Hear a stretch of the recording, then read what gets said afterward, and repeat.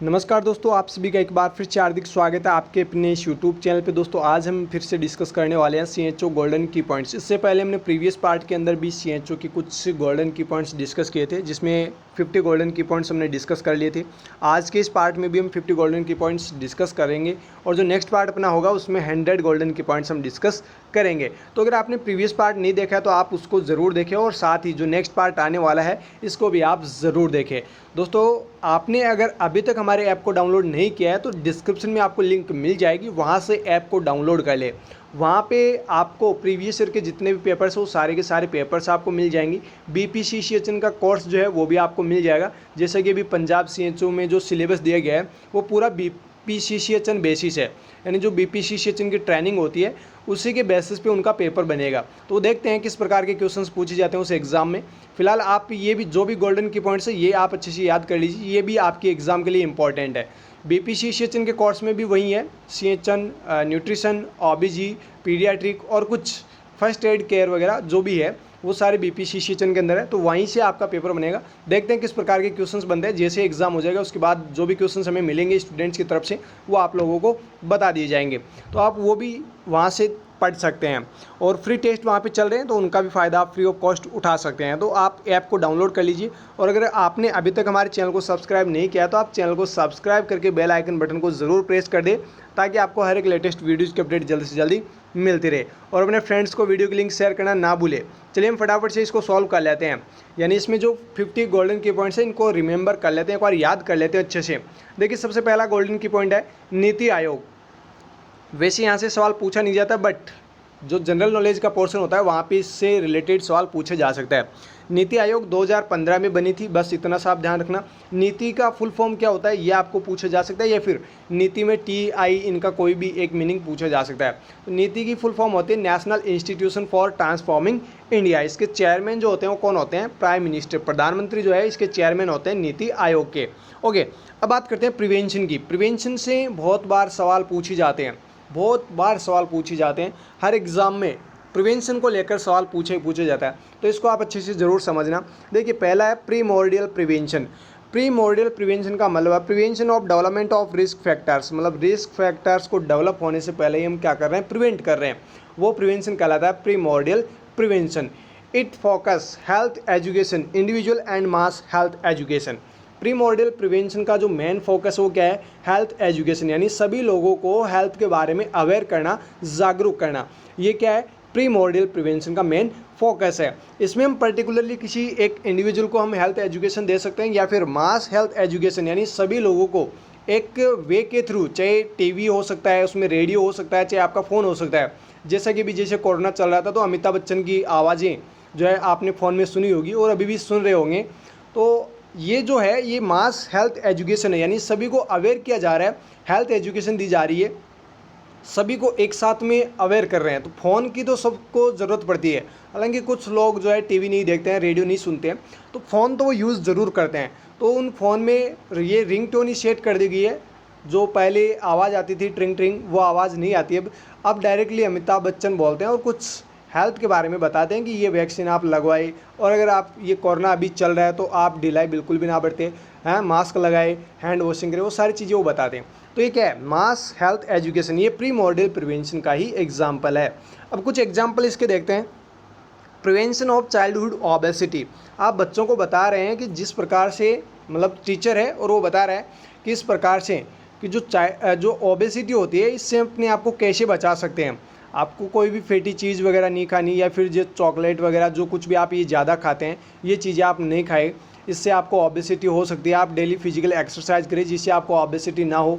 बहुत सारे बच्चे आपने देखे होंगे कि जो मोटे ताजे होते हैं, है ना, ओबेसिटी का शिकार हो जाते हैं बिल्कुल छोटी सी उम्र में ही।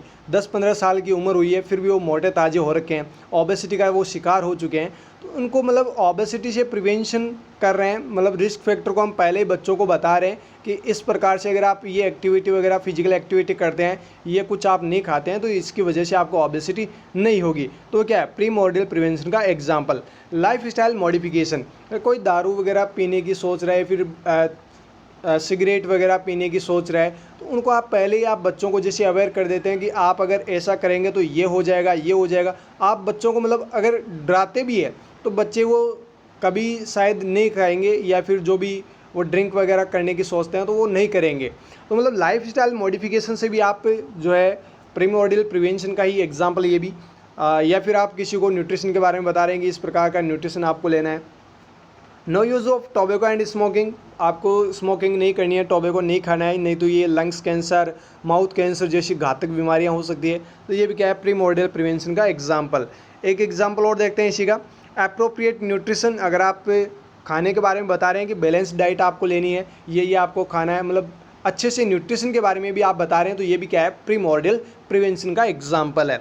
बात करते हैं primary level of prevention. Primary level of prevention होता क्या है, पहले तो ये देखते हैं। The risk factor already present but disease yet not developed. Primary level of prevention के अंदर क्या होता है कि जो रिस्क फैक्टर है वो तो ऑलरेडी प्रेजेंट होता है, बट डिजीज़ कंडीशन अभी तक कॉज नहीं हुई है। तो सवाल यहाँ से इस प्रकार से पूछा जाता है कि अगर आप रिस्क फैक्टर को रिड्यूस कर रहे हैं तो ये किस टाइप का प्रिवेंशन है, तो आपको सिर्फ और सिर्फ आंसर करना होगा प्रीमोर्डियल प्रिवेंशन। और अगर आपको सवाल पूछा जाए रिस्क फैक्टर एंड कॉजेज़ को अगर आप रिड्यूस कर रहे हैं या प्रिवेंट कर रहे हैं इनसे, तो ये किस टाइप का प्रिवेंशन है, तो फिर आपका आंसर क्या हो जाएगा, primary level of prevention. Haryana CHO में ये सवाल पूछा गया था, ध्यान रखना, इंपॉर्टेंट सवाल है, यहाँ से बनता भी है, तो ध्यान रखना। रिस्क फैक्टर एंड कॉजेज अगर आप रिड्यूस कर रहे हैं तो प्राइमरी लेवल ऑफ प्रिवेंशन के अंतर्गत आएगा। अगर सिर्फ रिस्क फैक्टर दे रहा है तो फिर वो प्रीमोर्डियल प्रिवेंशन के अंतर्गत आएगा। देखिए इसका मेन जो फोकस है वो क्या है, prevention of disease development. Risk factor तो प्रेजेंट है बट डिजीज से अपने को मतलब क्या करवाना है, डिजीज से प्रिवेंट करवाना है। तो ये क्या है, इसका मेन फोकस है, डिजीज डेवलप होने से पहले उनको प्रिवेंट करना। ओके, इट इंक्लूड, इसके अंदर इंक्लूड किया गया है health promotion and specific protection. यानी डिजीज रिस्क फैक्टर तो प्रेजेंट है बट डिजीज से आप प्रोटेक्ट कैसे कर सकते हैं, जैसे इम्यूनाइजेशन। बच्चों को वैक्सीन लगाते हैं 8 बर्थ पे या BCG वैक्सीन लगती है, मतलब बच्चों को 8 बर्थ पे आप वैक्सीन लगवा रहे हैं। बच्चा अभी दुनिया में आया है, उसको कौन सी बीमारी होगी, कोई बीमारी नहीं हुई, लेकिन आप BCG वगैरह ये जो वैक्सीनेशन लगवाते हैं, ये वैक्सीन लगवाते हैं, क्यों लगवाते हैं, ये इसलिए लगवाते हैं ताकि बच्चों को फ्यूचर में ट्यूबरकुलोसिस ना हो, इसलिए वो वैक्सीन लगाई जाती है। तो ये स्पेसिफिक प्रोटेक्शन के अंतर्गत आता है जो इम्यूनाइजेशन वगैरह है वो। बाकी हम हेल्थ प्रमोट करके भी जो है किसी की लाइफस्टाइल मॉडिफिकेशन चेंजेस वगैरह करके भी ये हेल्थ को प्रमोट करना भी किसके अंतर्गत आता है, प्राइमरी लेवल ऑफ प्रिवेंशन के अंतर्गत। अब देखते हैं इसके कुछ एग्जाम्पल्स। यूज़ ऑफ इम्यूनाइजेशन, जो पहले पॉइंट मैंने आपको बताया, इम्यूनाइजेशन क्यों करवाते भाई 8 बर्थ पे बच्चों को, ताकि इनको फ्यूचर में ये कंडीशन ना हो, जो भी डिजीज कंडीशन होती है फ्यूचर में उनसे बचाने के लिए बहुत सारे टीके अभी लगाए जाते हैं बच्चों को। ओके, तो इम्यूनाइजेशन जो है वो प्राइमरी लेवल ऑफ प्रिवेंशन का एग्जाम्पल है। कॉन्ट्रासेप्शन, कॉन्ट्रासेप्शन भी प्राइमरी लेवल ऑफ प्रिवेंशन का ही एग्जाम्पल है। Okay, use of helmet, helmet का यूज़ करना यानी कि अपने आप को बचाना। अगर एक्सीडेंट हो जाए, बाय द वे एक्सीडेंट में सबसे पहले ब्रेन जो है, ब्रेन मान लीजिए ब्रेन अगर किसी का चोटिल हो गया या फिर मोच आ गई ब्रेन में और ब्रेन हेमरेज हो गया, पेशेंट की डेथ हो सकती है। अगर हेलमेट उसने लगा रखा है, हैंड और फीट्स जो है, हैंड्स और जो फीट्स है वहाँ पे चोट लग सकते हैं बट आपके ब्रेन के किसी प्रकार की खरोच नहीं आएगी। तो यूज़ ऑफ हेलमेट भी क्या है, primary level of prevention. Use of bed net and mosquitoes cream, यानी मलेरिया से बचने के लिए आप क्या कर रहे हैं, बेड नेट यूज़ कर रहे हैं या फिर मॉस्किटोज जो क्रीम है वो आप अपनी बॉडी पे लगा रहे हैं ताकि मच्छर ना काटे। अगर मच्छर काटेंगे तो मलेरिया होगा। तो ये भी क्या है, प्राइमरी लेवल ऑफ प्रिवेंशन का एग्जाम्पल। प्रोफाइलेक्टिक ट्रीटमेंट, ये भी प्राइमरी लेवल ऑफ प्रिवेंशन के अंतर्गत आता है। बात हो रही है यहाँ पे प्रोफाइलेक्टिक ट्रीटमेंट की, किसकी, प्रोफाइलेक्टिक ट्रीटमेंट की। इससे आप क्या समझते हैं, देखिए अगर एक फैमिली जिसमें 4 मेंबर्स हैं, उनमें से एक मेंबर को क्या हो रखी है, ट्यूबरकुलोसिस। क्या हो रखी है, ट्यूबरकुलोसिस। ट्यूबरकुलोसिस क्या है, एयरबॉर्न कंडीशन, यानी एयरबॉर्न ट्रांसमिट होने वाली डिजीज कंडीशन है।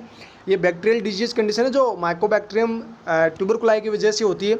अब देखिए ये जो एक पर्सन है ट्यूबरकुलोसिस का, ये क्या कर सकता है, ये जो 3 पर्सन्स और बच गए इनको भी ये ट्यूबरकुलोसिस दे सकता है। तो अब क्या करना है, ये प्रोफाइलेक्टिक ट्रीटमेंट करना है। इनको टीबी नहीं है, इन 3 पर्सन को टीबी नहीं है, तो इनको प्रोफाइलेक्टिक ट्रीटमेंट अपने को देना है ताकि इनको टीबी ना हो।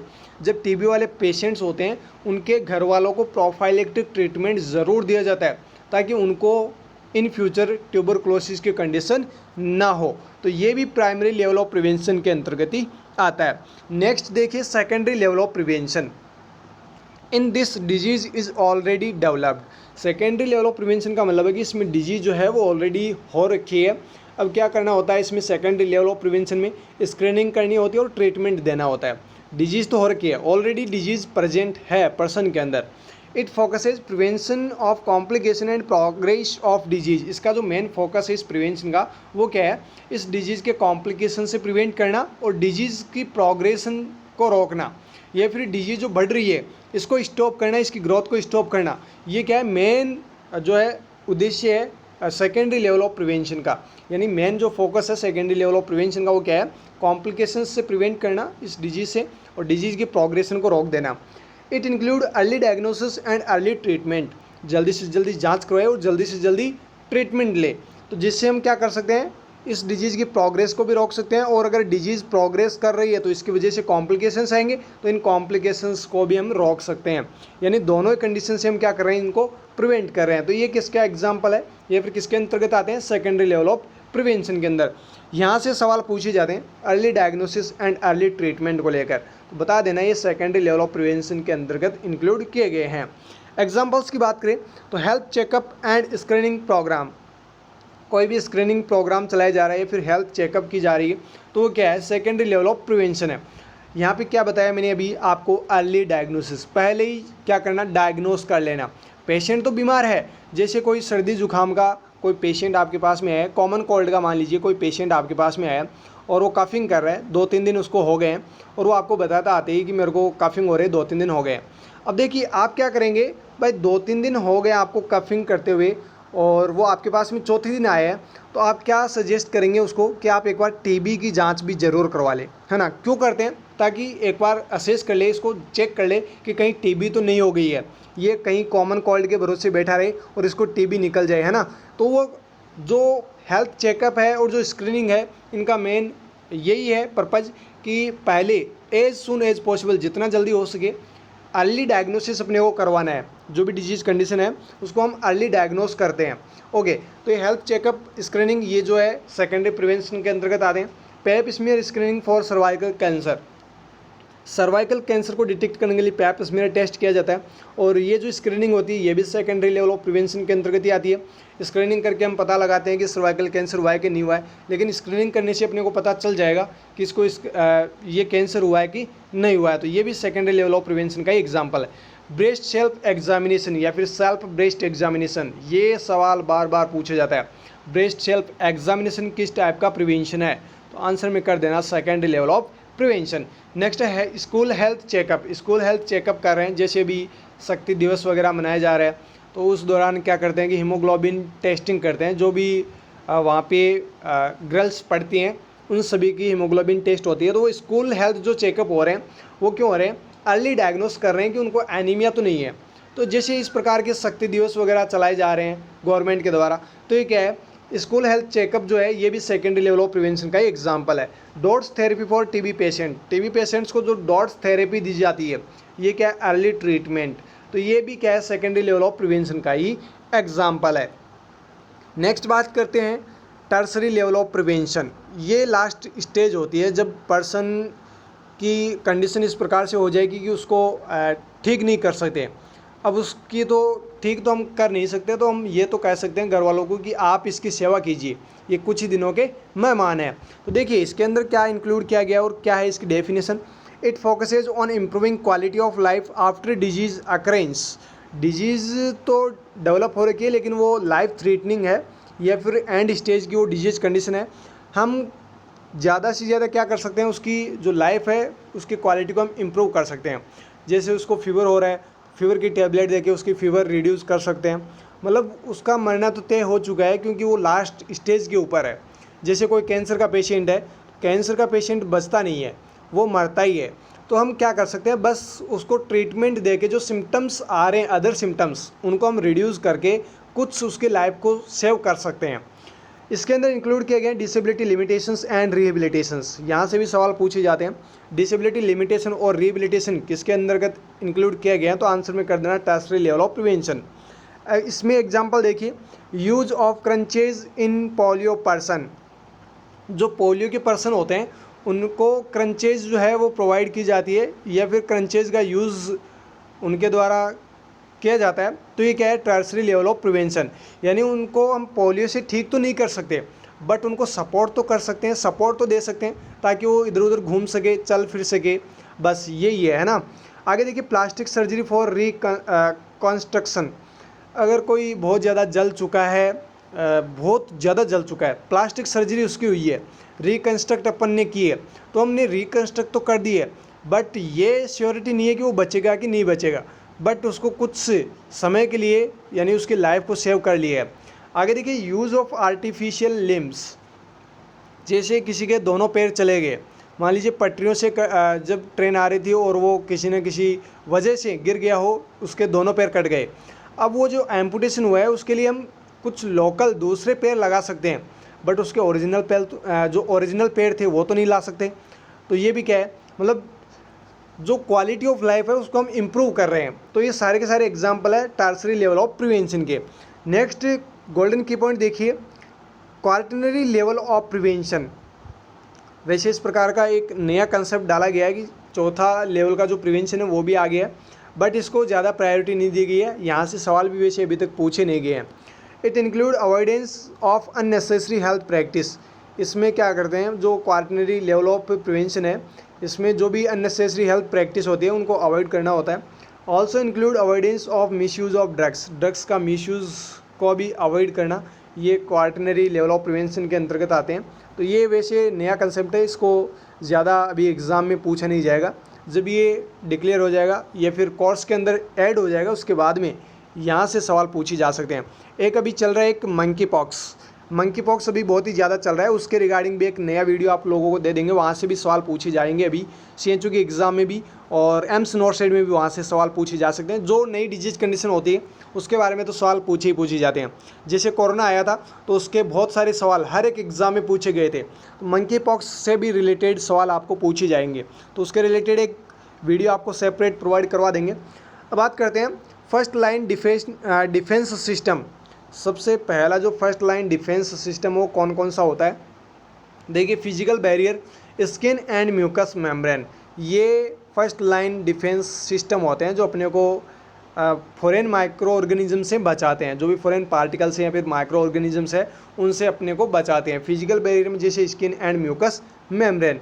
केमिकल बैरियर की बात करें तो बॉडी सिक्रीशन, जो स्वेटिंग वगैरह होती है, पसीना वगैरह आता है, तो वो क्या करता है, जो भी वेस्ट मटेरियल्स होता है अंदर से उसको बाहर ले आता है और जो भी माइक्रो ऑर्गेनिजम्स होते हैं उनको किल कर देता है अगर स्क्रीन के ऊपर प्रेजेंट हो तो ये फिजिकल बैरियर में आपको आंसर में कर देना जब भी अगर फर्स्ट लाइन डिफेंस सिस्टम से सवाल पूछे जाए तो skin and mucous membrane. Chemical barrier में बॉडी सिक्रेशंस आप करेक्ट आंसर कर देना। नेक्स्ट बात करते हैं second line defence system. Second line defence system होता है अपनी बॉडी का न्यूट्रोफिल्स, जिनको फैगोसाइटिक सेल्स भी आप बोल सकते हैं। ये माइक्रो ऑर्गेनिजम्स को खाने वाली सेल्स होती है, यानी उनको किल करने वाली सेल्स होती है, तो ये फैगोसाइटिक सेल्स कहलाती है न्यूट्रोफिल्स। ये अपनी बॉडी का सेकंड लाइन डिफेंस सिस्टम होता है। अगर बॉडी के अंदर माइक्रो ऑर्गेनिज्म गलती से चल भी गया तो ये उसके ऊपर अटैक करेगी, उसको मारने का काम करेगी न्यूट्रोफिल्स। ओके, नेक्स्ट बात करते हैं मोनोसाइट्स, जिनको मैक्रोफेजेज सेल्स भी कहते हैं। Present in every tissue and organs, ये जो मोनोसाइट्स होती है ये हर एक टिश्यू और हर एक ऑर्गन के अंदर प्रेजेंट होती है। इनको मैक्रोफेजेज सेल भी कहते हैं। जैसे कि कूफर सेल्स इन लीवर, कुछ एग्जांपल यहाँ पे दिए गए हैं। कूफर सेल्स क्या है, मोनोसाइट का एग्जांपल है। तो ये कूफर सेल्स कहाँ पे प्रेजेंट होती है, लीवर के अंदर। यहाँ से सवाल भी बार बार पूछे जाते हैं कूफर सेल को लेकर। ओके, आगे देखिए एलोलाई सेल्स, ये लंग्स के अंदर होती है, तो ये मोनोसाइट के एग्जाम्पल है। मतलब monocyte every tissue and every organ के अंदर प्रेजेंट होती है। ओके, नेक्स्ट पॉइंट देखिए, third level defence system. Third level जो डिफेंस सिस्टम है उसके अंतर्गत आती है आपकी जो immunity, cellular immunity and humoral immunity. Cellular immunity की बात करें तो टी सेल्स होती है सेलुलर इम्यूनिटी। ध्यान रखना, यहाँ से बार बार सवाल पूछा जाता है which of the following is the cellular immunity. वहाँ पे बी लिम्फोसाइट, टी लिम्फोसाइट या फिर बी सेल्स, टी सेल्स, इस प्रकार से अलग अलग एग्जाम्पल्स दिए जाएंगे, ऑप्शंस आपको दिए जाएंगे, आपको आंसर में कर देना टी सेल्स। और ये सवाल बार बार सेंट्रल गवर्नमेंट एग्जाम में भी पूछा जाता है। तो सेलुलर इम्यूनिटी होती है टी सेल्स, जो कि थाइमस ग्लैंड से मैच्योर होती है। थाइमस ग्लैंड से ये मैच्योर होती है। टी लिम्फोसाइट आप बोल सकते हैं इसको, ह्यूमरल इम्यूनिटी होती है बी लिम्फोसाइट या फिर बी सेल्स इसको बोलते हैं, ये रेड बोन मैरो से मैच्योर होती है। ये भी थोड़ा सा ध्यान रखना, थाइमस ग्लैंड से T cells and B cells जो होती है वो रेड बोन मैरो से मैच्योर होती है, यहाँ से बनती है। नेक्स्ट गोल्डन की पॉइंट देखिए, इम्यूनोग्लोबुलिन को लेकर यहाँ पे कुछ गोल्डन की पॉइंट्स आ रहे हैं, यहाँ से भी बार बार सवाल पूछे जाते हैं। इम्यूनोग्लोबुलिन कंसिस्टेड टू ग्लाइकोप्रोटीन्स, सवाल आपको पूछा जाता है कि इम्यूनोग्लोबुलिन किससे बनते हैं, तो आंसर में कर देना ग्लाइकोप्रोटीन। बात करते हैं अलग अलग इम्यूनोग्लोबुलिन्स के बारे में। आईजीजी सबसे ज़्यादा अमाउंट में पाई जाने वाली, हमारी बॉडी में अगर सबसे ज़्यादा इम्यूनोग्लोबुलिन होती है तो वो होती है IgG. Highest amount of immunoglobulin 80 to 85%, 80 से 85% इम्यूनोग्लोबुलिन जो हमारी बॉडी में होती है वो होती है IgG. It crosses the placenta barrier, G यानी गो, तो ये क्या करती है, प्लेसेंटा बैरियर को भी क्रॉस कर जाती है। नेक्स्ट इम्यूनोग्लोबुलिन आती है IgA. IgA second highest immunoglobulin है जो हमारी बॉडी में प्रेजेंट होती है, 10 से 15% आईजीए प्रेजेंट होती है। It is present in saliva, tear, breast milk and body secretions. सवाल आपको यहाँ से ये पूछा जाता है आईजीए किस में देखने को मिलेगी, तो वहाँ पे ऑप्शंस दिए जाएंगे आपको, ब्लड, सलाइवा, लिम्फ, इस प्रकार से अलग अलग ऑप्शंस आपको दिए जाएंगे, तो वहाँ पे आपको आंसर में कर देना है सलाइवा। तो ये देखिए सलाइवा, टीयर या फिर ब्रेस्ट मिल्क या फिर बॉडी सिक्रीशंस, जो भी मतलब बॉडी से जो भी सिक्रेट होते हैं वो सारे के सारे secretions, breast milk, tear, saliva, इन सभी में आईजीए जो है वो प्रेजेंट होती है। यहाँ से सवाल भी पूछे जाते हैं, तो ये इंपॉर्टेंट पॉइंट है, अच्छे से इसको याद करना।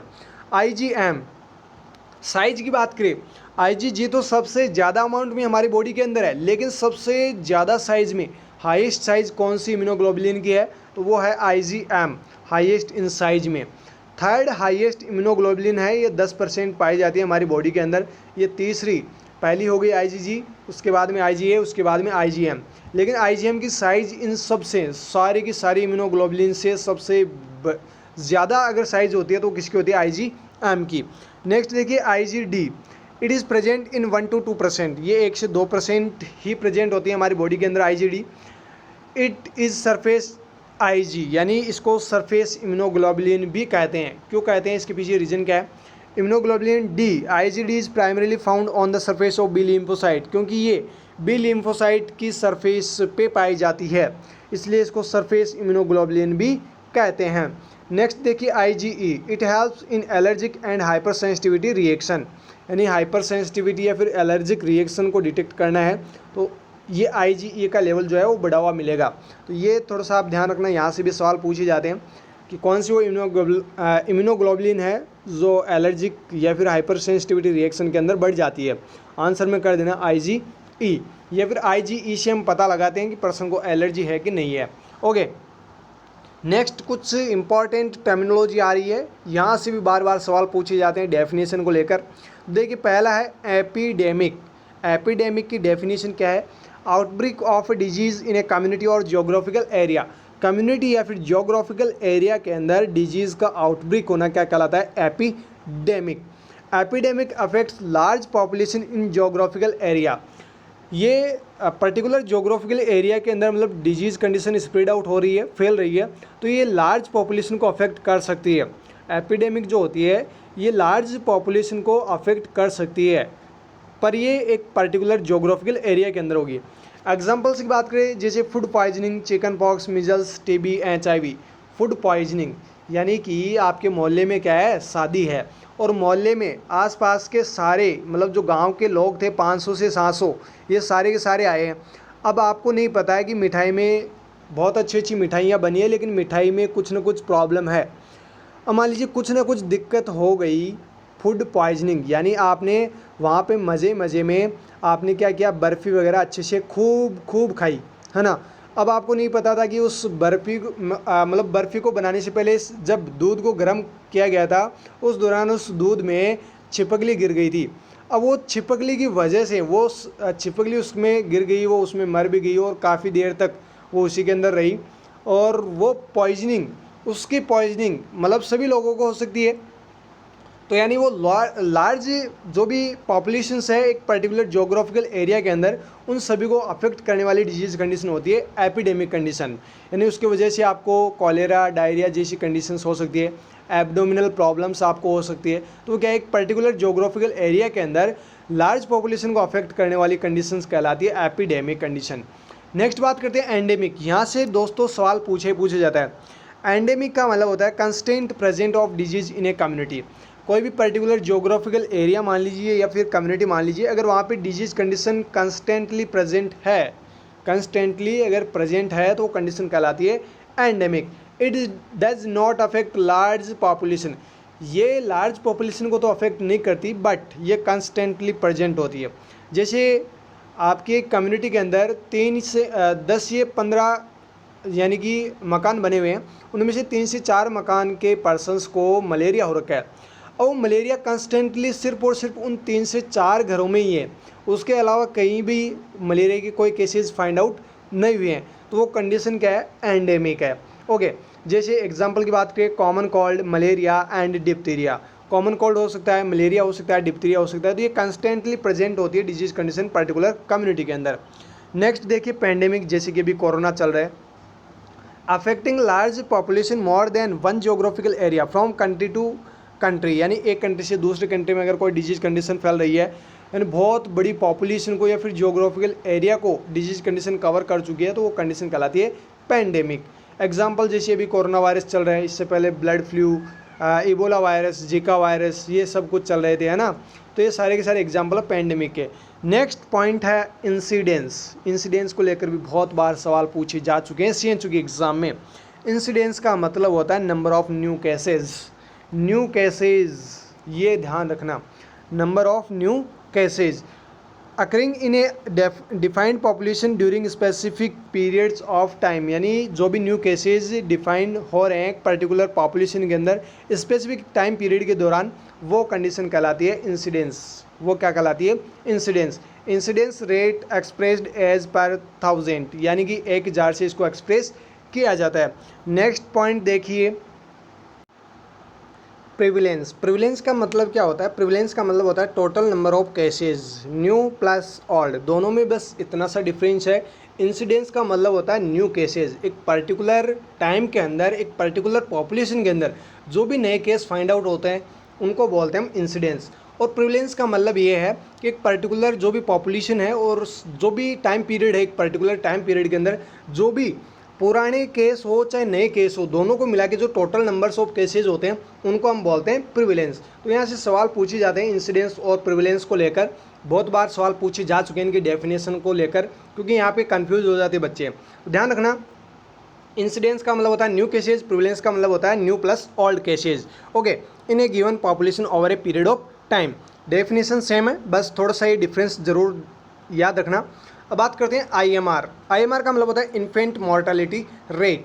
इन्फेंट मॉर्टेलिटी रेट को एक्सप्रेस करते हैं 1000 पर लाइव बर्थ्स, 1000 पर लाइव बर्थ से इसको एक्सप्रेस किया जाता है। IMR is second most indicator of socio economic development of a country. Very very important line है कि जो सोशियो इकोनॉमिक डेवलपमेंट है कंट्री का, उसका most indicator, second most indicator कौन सा होता है, तो आंसर में कर देना IMR. Most common cause of IMR in India. सवाल ये पूछा जाता है कि मोस्ट कॉमन कॉज क्या है आईएमआर का, यानी इन्फेंट मोर्टेलिटी रेट का मुख्य कारण क्या है, तो आंसर में कर देना LBW, low birth weight baby. Okay, next देखिए most common cause of IMR in world. अगर इंडिया का पूछे तो LBW कर देना। अगर आपको ऑल ओवर वर्ल्ड का पूछ ले कि इसका मुख्य कारण क्या है पूरे विश्व भर में, तो आंसर में कर देना न्यूमोनिया। सबसे ज़्यादा डेथ जो होती है ऑल ओवर वर्ल्ड में वो होते हैं निमोनिया की वजह से। और अगर इंडिया में पूछे तो आंसर में कर देना LBW, low birth weight baby.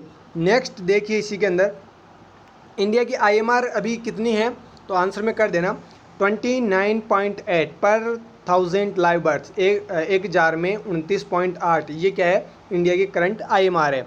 Next point देखिए आईएमआर इन वर्ल्ड। वर्ल्ड की आईएमआर कितनी है, 1000 में 30.8 जो है ये वर्ल्ड की आईएमआर है। नेक्स्ट देखिए highest IMR rate in India, सवाल पूछा जाता है बार बार कि सबसे ज़्यादा आईएमआर रेट कहाँ की है इंडिया के अंदर, तो आंसर में कर देना मध्य प्रदेश, जहाँ पर 1000 में 48 बच्चों की मौत होती है। तो ये हाईएस्ट आईएमआर रेट है।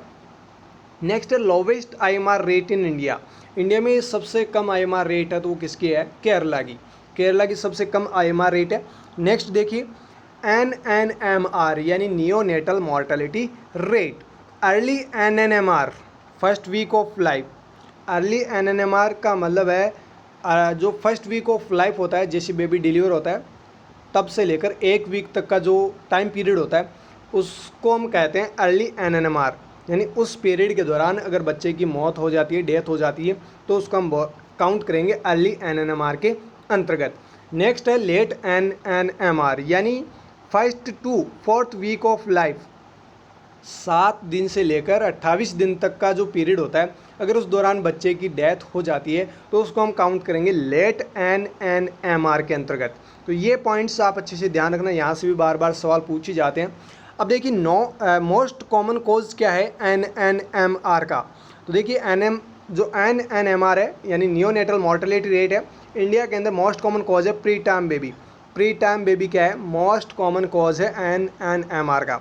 नेक्स्ट देखिए most common cause of early NNMR, early NNMR का तो मतलब जो है मतलब मोस्ट कॉमन कॉज क्या होगा, प्री मेच्योरिटी, जो प्री टर्म बेबी है ये भी क्या है, ये तो मोस्ट कॉमन कॉज है ही, वैसे दोनों का अगर कंबाइंडली पूछ ले तो। और अगर आपको सेपरेटली पूछ ले कि अर्ली NNMR का कॉज क्या है मोस्ट कॉमन और लेट NNMR का कॉज क्या है, तो अर्ली का तो आप बता देना प्री मेच्योरिटी और लेट NNMR का बता देना इन्फेक्शन।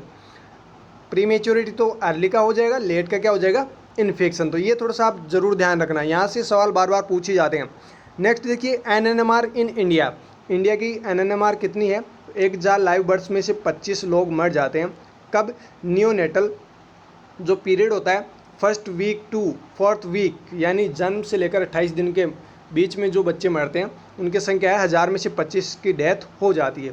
तो NNMR जो है इंडिया का वो कितना है, 1000 में से 25। नेक्स्ट देखिए MMR, यहाँ से सवाल जो इम्पोर्टेंट पूछा जाता है वो पूछा जाता है फर्स्ट लाइन जो आप देख पा रहे हैं अपनी स्क्रीन पे, MMR expressed as 1 lakh live births. MMR का मतलब है मैटरनल मॉर्टेलिटी रेट, इसको एक्सप्रेस किया जाता है 1 लाख लाइव बर्ड से। ये सवाल बहुत बार CHO के एग्ज़ाम्स में पूछा जा चुका है और सेंट्रल गवर्नमेंट के एग्ज़ाम्स में भी पूछा जा चुका है।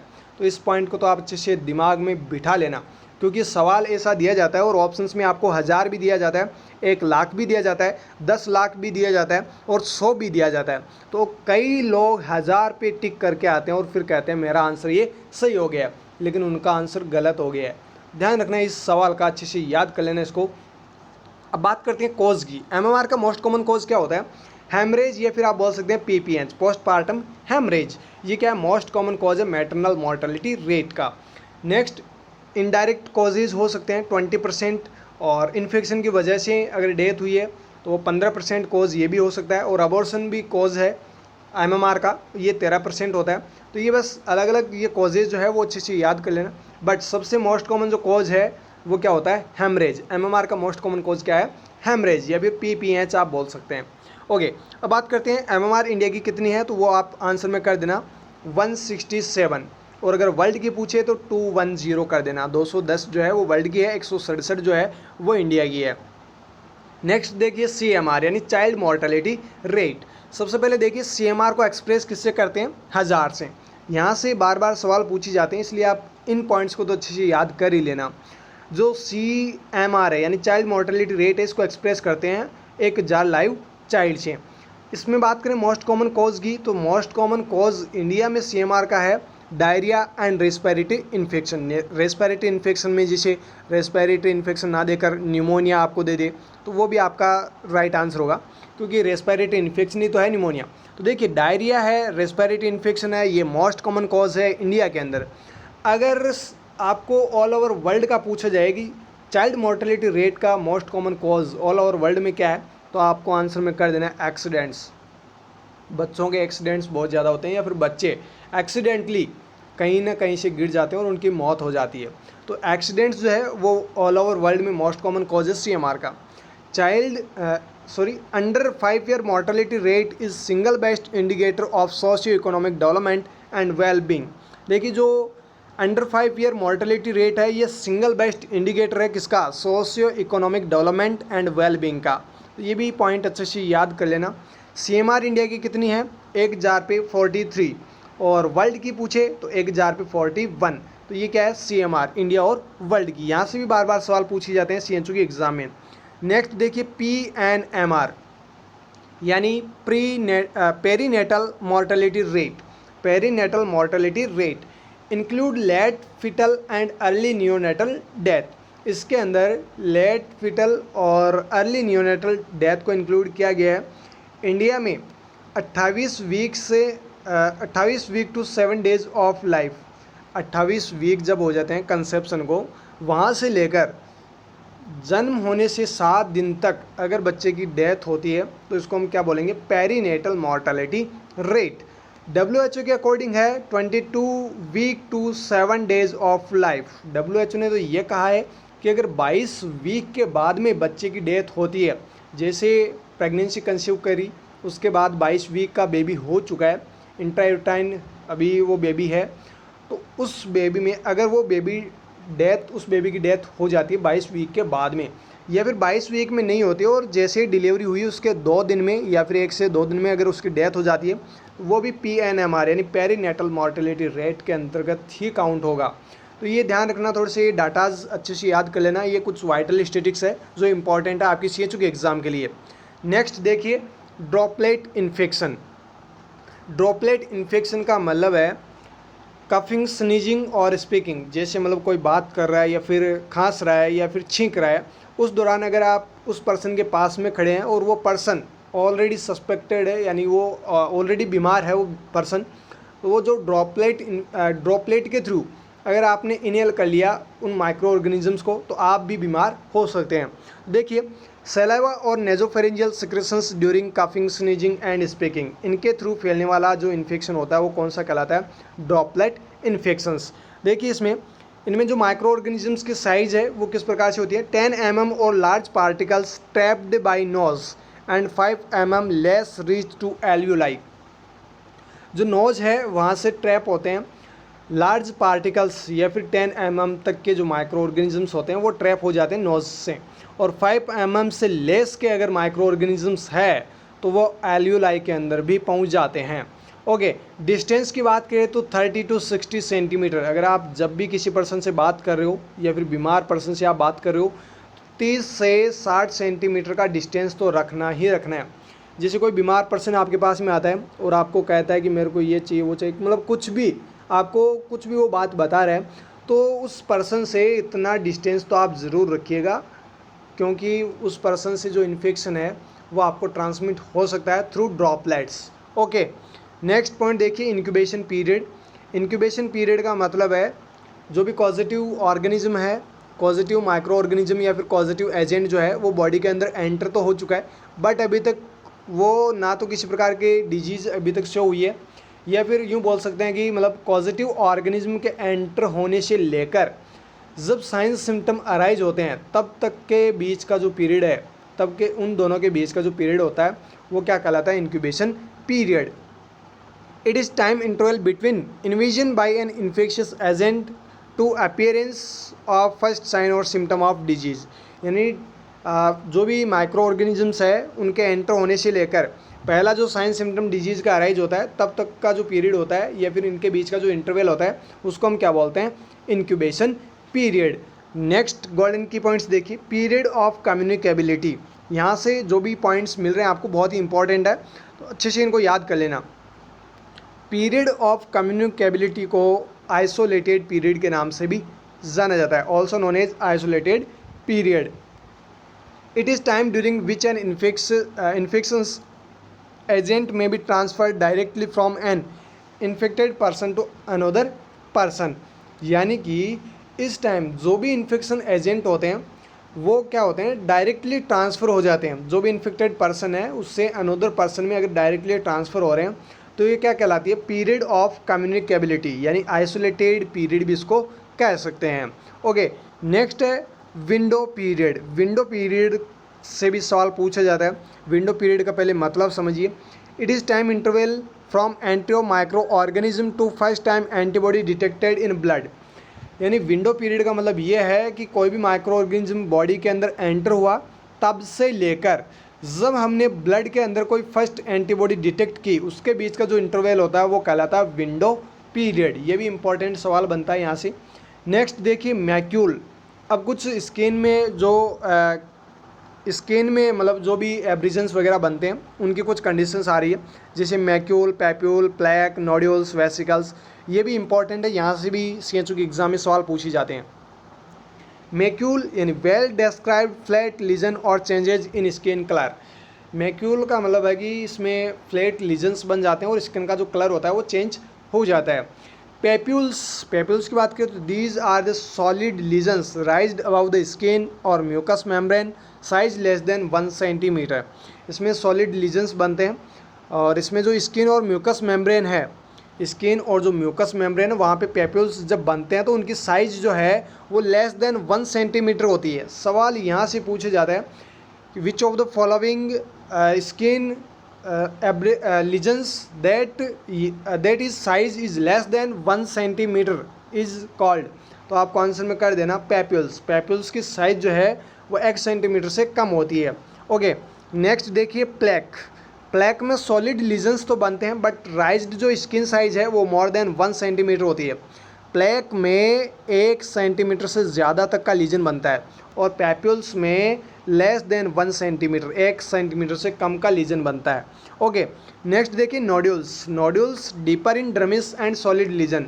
यहाँ पर भी लीजन तो सॉलिड बनेगा बट ये डीपर इन डर्मिस होगा, यानी जो डर्मिस लेयर होती है उसको डीप कर जाएगा, मतलब उस डर्मिस लेयर के जस्ट बिलो यानी नीचे तक ये लीजन्स बना हुआ होगा, उस कंडीशन को हम बोलेंगे नोड्यूल्स। नेक्स्ट देखिए वेसिकल का मतलब है एलिवेटेड लीजन मतलब उभरा हुआ होगा, है ना। ये स्किन है, यहाँ पे उभरा हुआ लीजन होगा। एलिवेटेड लीजन्स या फिर blister seen on surface of mucosa clear fluid and size less than 1 centimetre. यानी जो वेसिकल्स होते हैं इनकी साइज़ भी 1 सेंटीमीटर से कम होती है, लेकिन यहाँ पे ब्लिस्टर फॉर्मेशन हो जाता है। आपने किसी जले हुए पर्सन की स्किन देखी हो तो आपने देखा होगा ये जैसे स्किन है, यहाँ पे मतलब अलग अलग फपोले से हो जाते हैं ना, लोकल लैंग्वेज में बोलते हैं ना फपोले, यानी कि ब्लिस्टर फॉर्मेशन हो जाता है, इनमें क्लियरली फ्लूइड आपको दिखाई देता है। ये होते हैं वेसिकल्स। ओके, नेक्स्ट पॉइंट देखिए बुल। ये बुला या फिर बुल इसको बोल सकते हैं। देखिए बुल में क्या होता है, एलिवेटेड लीजन्स या फिर ब्लिस्टर फॉर्मेशन तो यहाँ पर भी होता है, क्लियर फ्लूइड आपको इजीली दिखाई देता है। बट जो बुलाज होते हैं इनकी साइज़ जो है वो 1 सेंटीमीटर से ज़्यादा होती है। देखिए एक तो पैप्यूल्स जो है उसकी साइज़ 1 सेंटीमीटर से कम होगी और जो वेसिकल्स है इनकी साइज़ भी 1 सेंटीमीटर से कम होगी। जो प्लेक है उसकी साइज़ 1 सेंटीमीटर से ज़्यादा होगी, वैसे ही जो बुलाज है उनकी भी जो साइज़ है वो 1 सेंटीमीटर से ज़्यादा होगी। बात करते हैं pustules. Small elevated skin lesions with pus material. जो पुस्चुल्स होते हैं ये कुछ उभरे हुए स्किन लीजन्स होते हैं, स्मॉल एलिवेटेड स्किन लीजन्स होते हैं जिनमें पस भरी होती है। यानी आपने सुना होगा लोकल लैंग्वेज में लोग कहते हैं कि राद से भरी हुई मेरे को फुंसी हो गई, है ना। वो राद से भरी हुई जो फुंसी होती है उनको बोलते हैं पुस्चुल्स, यानी पस फॉर्मेशन है, उसमें क्या है, पस है। वो जो पस मटेरियल है वो भरा हुआ है और ये स्किन मतलब स्किन लीजन बना हुआ है, ये स्मॉल एलिवेटेड थोड़ा सा ही स्किन से मतलब उभरा हुआ है ना। ये कंडीशन कहलाते हैं पुस्चुल्स। एक होता है विल्स में क्या होता है, ए राउंडेड और फ्लैट टॉप्ड पेल रेड पेप्यूल्स। जैसे ये स्किन है यहाँ पे राउंडेड चकते से बन जाएंगे, है ना। ये कंडीशन कहलाती है विल्स। ओके, नेक्स्ट पॉइंट देखिए आइसोलेशन। टर्मिनोलॉजी पूछी जाती है, अभी कोरोना चल रहा था तो आइसोलेशन को लेकर भी बहुत सारे सवाल पूछे गए थे। तो देखिए आइसोलेशन का मतलब होता है separation ill person during period of communicability. अभी पीरियड ऑफ कम्युनिकेबिलिटी के बारे में बताया था, आइसोलेटेड भी इसको बोलते हैं ना। तो आइसोलेशन का मतलब होता है कि जो भी पर्सन बीमार है, जैसे किसी को कोरोना हो रखा है तो उसको आइसोलेट इसलिए करते हैं ताकि किसी अदर पर्सन में ना हो, है ना। तो जो इल पर्सन्स होते हैं उनको सेपरेट रखते हैं, जब जो पीरियड ऑफ कम्युनिकेबिलिटी होता है उस दौरान उनको सेपरेट रखने क्या कहलाता है, आइसोलेशन कहलाता है। नेक्स्ट देखिए क्वारंटाइन। अभी बहुत से लोगों को क्वारंटाइन भी किया गया था, जो कमाऊ पूत थे बाहर से जो आ रहे थे, है ना, उनको बहुत सारे लोगों को स्कूलों के अंदर क्वारंटाइन किया गया था। तो देखिए क्वारंटाइन का मतलब होता है separation well persons is affected with disease but no clinical features.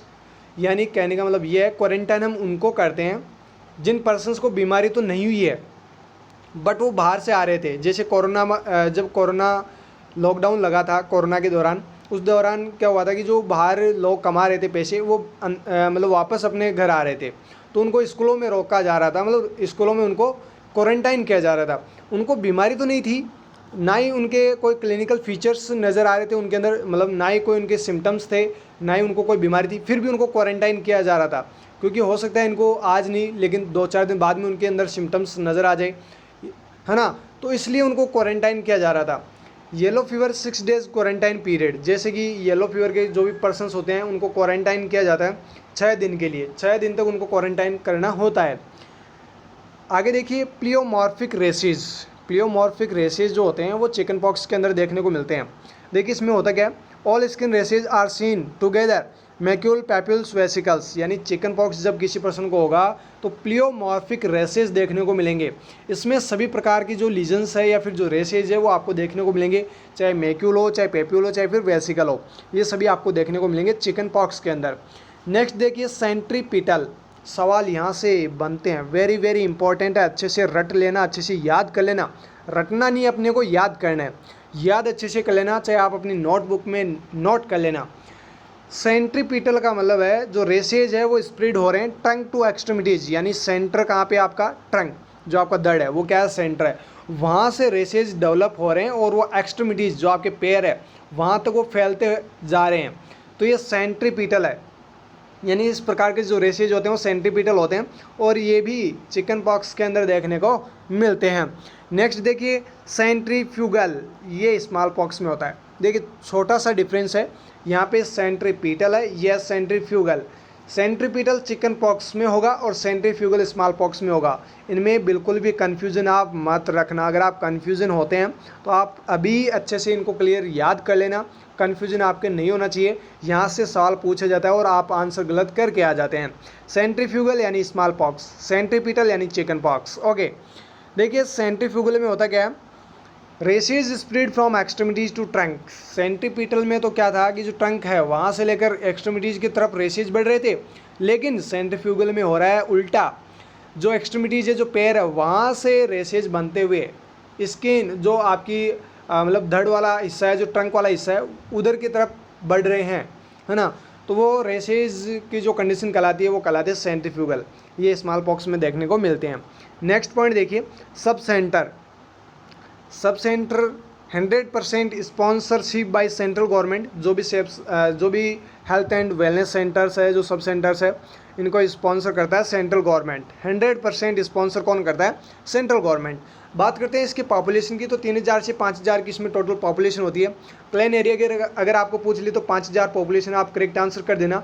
अगर आपको हिली एरियाज की पूछ ले तो आप आंसर में कर देना 3000।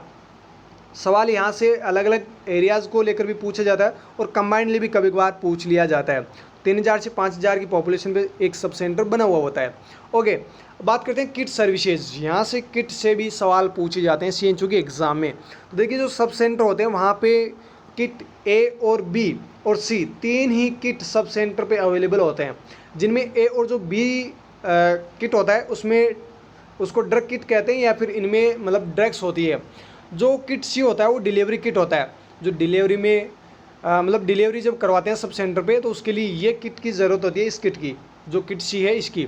तो जो ए बी सी जो है ये किट जो है वो सब सेंटर्स पे अवेलेबल होते हैं, तो ये किट भी ध्यान रखना। यहाँ से भी सवाल पूछे गए हैं पहले भी सीएचयू के एग्ज़ाम में। किट ए के अंदर क्या क्या होता है ये भी सवाल पूछा जाता है, तो ध्यान रखना। किट ए में ORS होता है, IFA टैबलेट्स होती है, लार्ज एंड स्मॉल दोनों ही प्रकार की, फॉलिक एसिड सिरप होती है, कॉट्रिमोक्साजोल टैबलेट होती है, विटामिन ए की सिरप होती है, और जो जिंक टैबलेट है ये किट ए के अंदर, ये जो ड्रग्स किट है किट ए, इसके अंदर ये सारी ड्रग्स होती है। नेक्स्ट देखिए किट बी। किट बी के अंदर आती है अर्गोमेट्रिन टैबलेट और इंजेक्शन, PCM टैबलेट, पाविडिन आयोडीन जो बिटाडीन आती है वो, और कॉटन रोल होता है, गॉज पीस होता है, एल्बेंडाजोल टैबलेट होती है। ये सारी की सारी किट बी के अंतर्गत आते हैं। ओके, किट सी आपका डिलीवरी किट हो गया, तो डिलीवरी का सारा सामान किट सी के अंतर्गत आपको मिल जाएगा। ओके, जब आप सब सेंटर पे बैठोगे तो वहाँ पे आपको ये सारे किट मिलेंगे। जब आप सीएचओ में सेलेक्ट हो जाओगे, सेलेक्ट होने के बाद आप बीपीसीसीएचएन का कोर्स करेंगे, उसके बाद में आपको एनसीडब्ल्यूसी पे बिठा दिया जाएगा। और अगर आपको बीपीसीसीएचएन आपके क्यूरिकुलम के अंतर्गत है तो आपको डायरेक्टली पोस्टिंग दे दी जाएगी। नेक्स्ट देखिए surgical site scan preparation use. देखिए अगर आप सर्जिकल साइट आप प्रिपेयर कर रहे हैं, मतलब स्किन को आप प्रिपेयर कर रहे हैं जहाँ पर सर्जरी होनी है, तो आप क्या यूज़ करेंगे, 10% बीटाडिन जो सॉल्यूशन होता है वो आपको यूज़ करना है। नेक्स्ट देखिए वुंड क्लीन यूज़ 3% और 6% हाइड्रोजन पेरोक्साइड। H2O2 का नाम आपने सुना होगा। बेस्ट सॉल्यूशन आता है स्किन वुंड्स को क्लीन करने के लिए। ये जो भी माइक्रो ऑर्गेनिजम्स होते हैं वुंड के आसपास में, उनको ये डिस्ट्रॉय करने का, किल करने का काम करता है H2O2 हाइड्रोजन पेरोक्साइड। ये 3% या फिर 6% जो हाइड्रोजन पेरोक्साइड है ये यूज़ करना होता है वुंड को क्लीन करने के लिए। ओके, नेक्स्ट देखिए पीएससी पॉपुलेशन। पीएससी की पॉपुलेशन होती है 20,000 से 30,000। 30,000 जो है वो प्लेन एरिया में होगी, और जो हिली एरियाज़ है यानी जो पहाड़ी इलाके हैं वहाँ पे 20,000 की पॉपुलेशन पे एक पीएससी बनाया जाएगा, या फिर जो पीएससी है वो 20,000 की पॉपुलेशन को कवर करेगा। नेक्स्ट देखिए इसी के अंदर ideally 1 PSC covered 4 to 6 sub centre. वैसे ऑलमोस्ट सारे जो भी पीएससी है वो 6 सब सेंटर को कवर करते हैं, बट कुछ ऐसे भी है जिनमें 4 सब सेंटर या फिर 5 सब सेंटर को कवर कर रहे हैं, या फिर कुछ ऐसे भी सब सेंटर हो सकते हैं जो 6 की जगह 7 सब सेंटर को भी कवर कर रहे होंगे। लेकिन ऑलमोस्ट 6 सब सेंटर तो कवर करते ही करते हैं, मतलब एक पीएससी के अंतर्गत 6 सब सेंटर आते ही आते हैं। अब बात करते हैं 1 पीएससी, एक पीएससी के अंदर कितने बेड होते हैं, यहाँ से भी सवाल पूछा जाता है। आंसर में कर देना 4 to 6 बेड, 4 से 6 बेड होते हैं एक पीएससी में। नेक्स्ट देखिए पीएससी किट सर्विस। जो पीएससी में किट सर्विस होती है उसमें किट डी आता है। पीएससी में किट डी आता है जो डिलीवरी किट होता है, ये किट डी जो है वो पीएससी पे अवेलेबल होता है। नेक्स्ट देखिए 1 medical officer is incharge of PSC. PSC का इंचार्ज कौन होता है, मेडिकल ऑफिसर जो डॉक्टर होता है वो क्या होता है, इसका इंचार्ज होता है, और 1 एमओ की पोस्ट पीएससी पे दी जाती है। ओके, नेक्स्ट देखिए सीएससी। सीएससी को फर्स्ट रेफरल यूनिट के नाम से भी जाना जाता है। ये सवाल भी बहुत बार पूछा जा चुका है सीएससी के एग्ज़ाम में और अदर सभी कम्पिटिटिव एग्ज़ाम में। नेक्स्ट देखिए कितनी पॉपुलेशन को ये कवर करता है, 80,000 से 1,20,000 की पॉपुलेशन को कवर करता है एक अकेला सीएससी। तो यानी 80,000 से 1,20,000 की पॉपुलेशन है, वहाँ पे सीएससी बनाए जाते हैं। प्लेन एरियाज है तो 1,20,000 पॉपुलेशन को कवर करेगा, और अगर पहाड़ी क्षेत्र है, हिली एरियाज है तो 80,000 की पॉपुलेशन को कवर करेगा। एक सीएससी के अंडर 4 पीएससी आती है, यहाँ पर भी मतलब 4 से 6 पीएससी आती है। जैसे एक पीएससी के अंडर 4 से 6 सब सेंटर आते हैं, वैसे ही एक सीएससी के अंडर 4 से 6 पीएससी आती है। लेकिन ऑलमोस्ट 4 पीएससी तो आती ही आती है। कितनी, 4 पीएससी तो आती ही आती है। अब बात करें इनमें जो सीएससी में कितने किट्स जो है वो अवेलेबल होते हैं। वैसे तो सारी सर्विसेज अवेलेबल होती है सीएससी में, बहुत सारी सर्विसेज अवेलेबल होती है, बट किट के बारे में अगर आपको पूछ ले, किट जो ई और जो पी है ये दोनों किट सीएससी पे अवेलेबल होते हैं। किट डी जो है वो कहाँ पे होता है, पीएससी पे। एबीसी जो है वो सब सेंटर पे है ना। किट ई और पी जो है वो सीएससी पे। ओके, अब बात करें यहाँ पे बेड स्ट्रेंथ कि सीएससी पे बेड स्ट्रेंथ कितनी होती है। जैसे आपने पीएससी में पढ़ा अभी, पीएससी में 4 से 6 बेड होते हैं, तो सीएससी पे कितने बेड होंगे, 30 बेड। ये भी इंपॉर्टेंट पॉइंट अच्छे से याद कर लेना। नेक्स्ट देखिए आरएचएस यानी रूरल हेल्थ स्कीम, ये स्टार्ट हुई थी 1977 में। नेक्स्ट देखिए village health guide. Village health guide जो है वो स्टार्ट की गई थी 2 अक्टूबर 1978 में। 6th स्टैंडर्ड एजुकेशन, ये जो विलेज हेल्थ गाइड जो चलाई गई है ये 6th स्टैंडर्ड एजुकेशन के तहत चलाई गई है। लोकल पर्सन्स इसके अंदर इंक्लूड किए गए हैं विलेज हेल्थ गाइड के अंदर। Training time village health guider का होता है 300 घंटे का, यानी 2 महीने की ट्रेनिंग पीरियड होता है विलेज हेल्थ गाइडर का। ओके, नेक्स्ट पॉइंट देखिए दाई, सुना होगा नाम। गांव में जो डिलीवरीज पहले करवाते थी वो कौन करवाती थी, दाई। दाई जो है वही पहले डिलीवरीज करवाती थी, बट अब तो क्या है कि बहुत ज़्यादा गवर्नमेंट ने प्रोग्राम्स वगैरह चला रखे हैं, सबको आजकल एजुकेट मतलब सब एजुकेट आजकल हो चुके हैं और हेल्थ के बारे में सब कुछ अवेयर हो चुके हैं। तो आजकल इंस्टीट्यूशनल डिलीवरीज बहुत ज़्यादा हो रही है, आजकल दाइयाँ बहुत कम बची। वैसे है दाइयाँ तो अभी भी गाँव में है जो डिलीवरीज करवाती भी है, ऐसी कोई बात नहीं है। तो दाई को और किस नाम से जाना जाता है, ये सवाल आपको पूछे जा सकता है। दाई को कहते हैं टीबीए यानी traditional traditional birth attendant, TBA के नाम से जाना जाता है दाई को। दाई की ट्रेनिंग होती है 30 दिन की, यानी 1 महीने की इनकी ट्रेनिंग होती है, उसके बाद में ये दाई बन पाती है। यानी अगर कोई गांव में कोई भी महिला डिलीवरी करवाना चाहिए तो उसको 1 महीने की ट्रेनिंग करनी पड़ेगी, उसके बाद में वो दाई कहलाएगी। ओके, ट्रेंड दाई minimum 2 delivery in supervision of ANM। जो भी ट्रेंड दाई होगी उसको 2 डिलीवरी ANM की देख रेख में करवानी होगी। ये भी पॉइंट अच्छे से याद करना, यहाँ से भी सवाल पूछे जा सकते हैं। नेक्स्ट देखिए, primary health care concept. Primary जो हेल्थ केयर कंसेप्ट है वो आलमता कॉन्फ्रेंस के दौरान दिया गया था, और ये आलमता कॉन्फ्रेंस जो है ये 1978 में WHO के द्वारा आयोजित की गई थी, जिसमें प्राइमरी हेल्थ केयर कंसेप्ट दिया गया था। नेक्स्ट पॉइंट देखिए, primary health care concept means, primary health care concept का मतलब क्या है? Essential health services which are scientifically sound, universally acceptable, with community participants and all low cost. Primary health care concept का मतलब है कि जो भी इसेंशियल हेल्थ केयर सर्विसेज होती है वो साइंटिफिकली सभी को मिले, यूनिवर्सली एक्सेप्टेबल हो, और कम्युनिटी जो भी पार्टिसिपेंट्स होते हैं उनके लिए ज़्यादा कॉस्टेबल ना हो, मतलब लो कॉस्ट की ये सर्विसेज हो। तो वो सारे जो यहाँ पे मतलब साइंटिफिकली होनी चाहिए, यूनिवर्सली एक्सेप्टेबल होनी चाहिए, और कम्युनिटी पार्टिसिपेशन भी इसके अंदर होना चाहिए, और लो कॉस्ट की ये होनी चाहिए, वो कहलाती है primary health care. Okay, next देखिए, पंचायती राज सिस्टम ये स्टार्ट हुआ था 2 अक्टूबर 1959 को।